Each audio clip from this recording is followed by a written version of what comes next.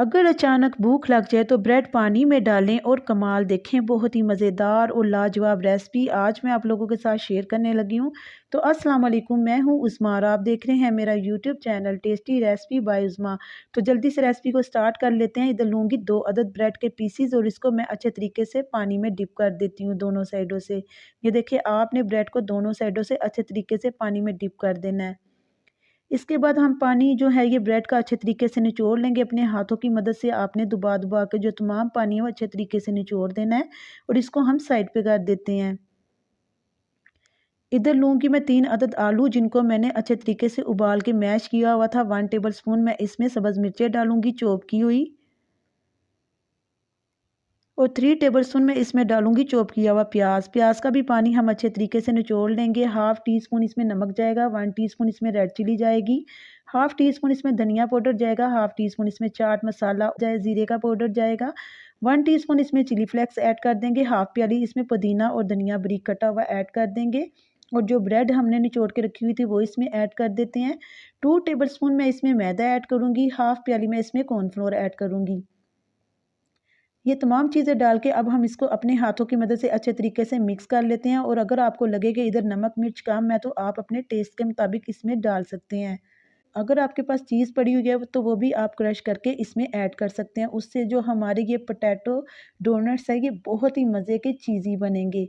और अगर आपके पास नहीं पड़ी हुई तो आप स्किप भी कर सकते हैं। तो देखें, ये डो जो है ये बन के रेडी हो चुकी है। अब हम इसके प्यारे प्यारे से पोटैटो डोनट्स जो हैं ये तैयार कर लेते हैं। हाथों पे थोड़ा सा ऑयल लगाएंगे। सबसे पहले इसको गोल गोल घुमाएंगे और आसानी से अपनी फिंगर की मदद से इसके अंदर एक सुराख कर लेंगे। ये देखें, इसी तरीके से तमाम जो आपने डोनट्स हैं वो इसी तरीके से रेडी कर लेनी है। इसको हम आधे घंटे के लिए फ्रिज में रख देते हैं। अच्छा जी, अब हम इधर लेंगे पैन और इसमें मैं डालूंगी 1 कप ऑयल या घी का। इसको हम अच्छे तरीके से घी को गर्म कर लेंगे और तमाम डोनट जो हैं इसमें फ्राई कर लेते हैं।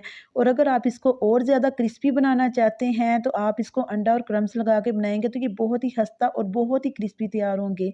लेकिन मैंने इनको इसी तरीके से फ्राई कर लिया है। इसी तरीके से भी ये बहुत ही मज़े के तैयार होते हैं।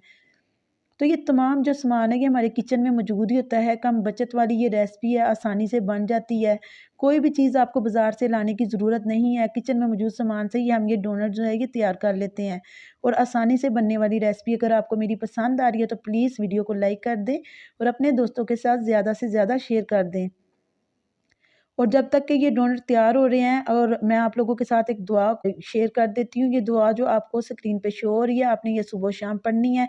अगर आपको किसी भी किस्म की परेशानी है तो वो इंशाल्लाह ताला दूर हो जाएगी।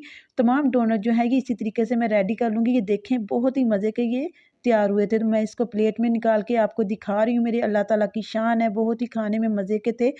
और उम्मीद करती हूँ कि आज की वीडियो आपको ज़रूर पसंद आई होगी। पसंद आई तो लाइक शेयर करना मत भूलिएगा। मैं मिलती हूँ नेक्स्ट वीडियो में।